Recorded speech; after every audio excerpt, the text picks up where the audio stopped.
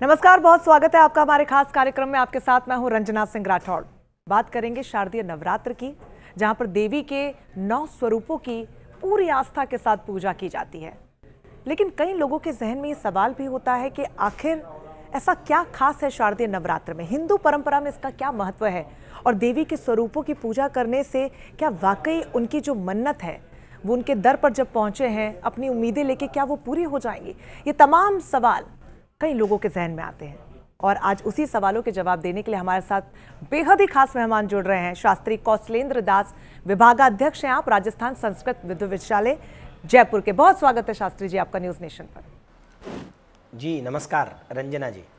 गुरुजी, सबसे पहला सवाल तो मैं आपसे यही लेना चाहूंगी कि शारदीय नवरात्र, या फिर यूं कहें कि नवरात्र का जो पावन पर्व है, भारतीय परंपरा में, हिंदू धर्म में इसका क्या खास महत्व? नवरात्र शब्द संस्कृत भाषा का शब्द है जिसका तात्पर्य है 9 विशेष तिथियों का समूह है।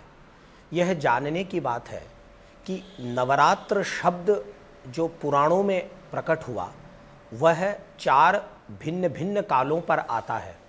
एक तो हम सभी लोग जानते हैं जब संवत्सरारंभ यानी वर्षारंभ होता है तो चैत्र शुक्ल प्रतिपदा से नवरात्र प्रारंभ होते हैं जो श्री राम नवमी पर पूरे होते हैं।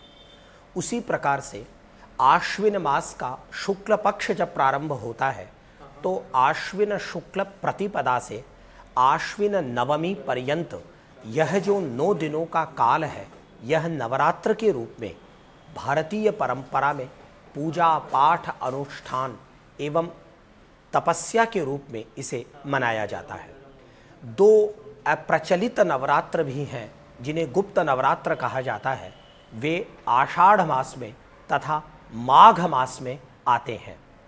इस प्रकार यह कहा जा सकता है कि 3 माह के अनंतर पर आने वाले ये नवरात्र ऐसे उत्सव हैं जो थोड़े थोड़े काल पर आकर कर भारतीय मन को, भारतीय लोगों को, श्रद्धालुओं को, आस्थावानों को यह प्रेरणा देते हैं कि व्यक्ति का जीवन धर्म प्रधान होना चाहिए, और व्यक्ति का जीवन जब धर्म प्रधान होता है तो उसके जीवन में सत्य, अहिंसा, न्याय व धर्म की सुप्रतिष्ठा होती है। इन्हें सुप्रतिष्ठित करने के लिए नवरात्र बार बार आते हैं। अब जैसा रंजना जी आपने कहा, यह बहुत महत्वपूर्ण है कि नवरात्र शब्द का इतिहास कितना पुराना है।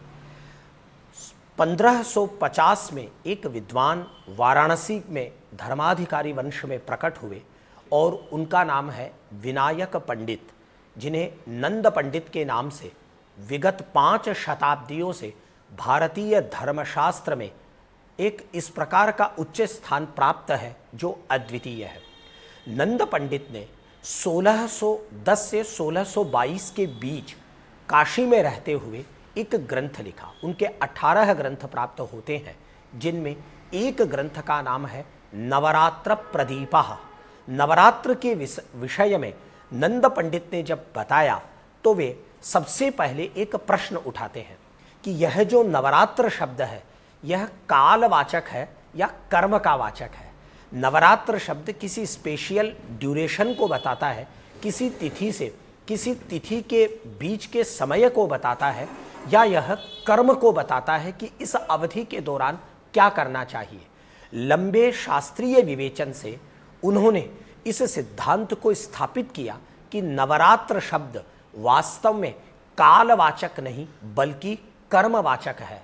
नवरात्र इति शब्देन कर्म इत्युच्यते। यह नंद पंडित का नवरात्र प्रदीप नामक ग्रंथ में कथन है।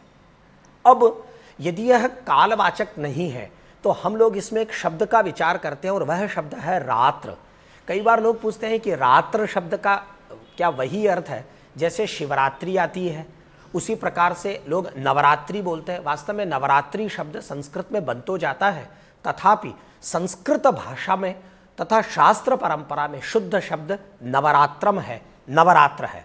अतः यह जो नवरात्र है इसमें रात्र शब्द का अर्थ वास्तव में रात्रि यानी दैट इज नॉट नाइट, यह रात नहीं है, यह रात्र शब्द तिथि का वाचक है।